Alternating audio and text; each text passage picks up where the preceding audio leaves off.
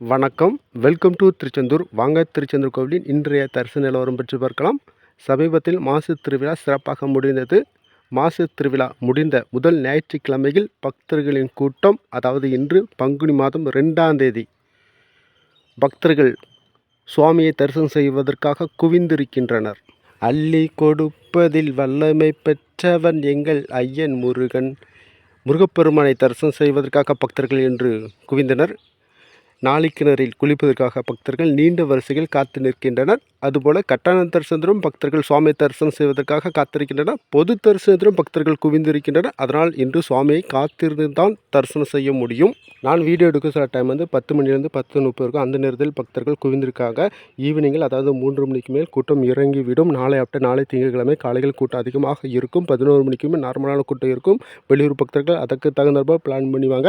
நன்றி, வணக்கம். நம்ம சேனலை சப்ஸ்கிரைப் பண்ணுங்க.